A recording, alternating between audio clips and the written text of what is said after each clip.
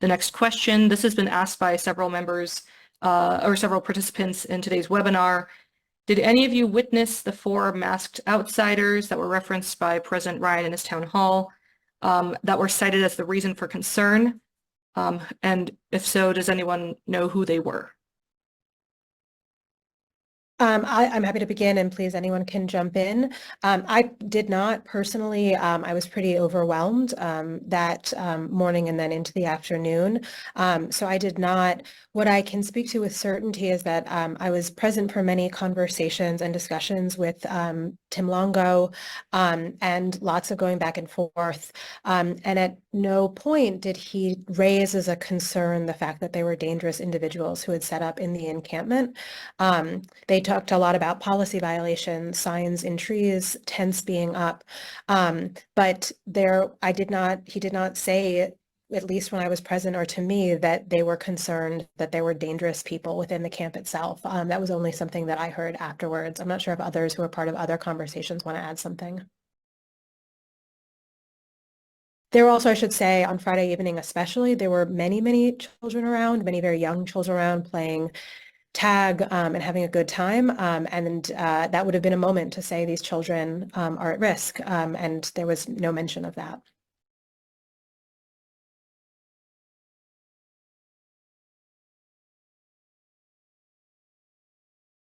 And I'll just add that, we had several discussions with administrators on Friday about the idea that social media was going out. They were looking at students' social media, and social media was going out inviting people to come to the encampment. But I got to say, looking over the course of the week and Friday and Saturday, I didn't see the encampment grow by any significant numbers as a result. And again, I think Chief Longo, who I interacted with pretty frequently over Friday and Saturday, he knows my history, and I would have expected him to come to me and say, when you're, in the encampment, there's these 2 guys or 4 guys or gals or whoever they were, and these are the ones that we were worried about. And he didn't approach me about that. I didn't even hear about it on Friday or Saturday.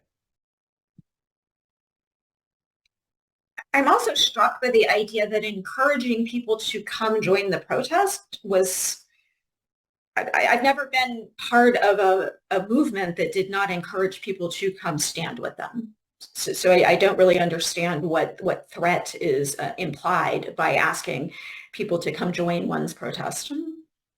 The only other thing that struck me on Saturday and also in the days since is that we're seeing a very similar kind of violent police response happen at universities across the country.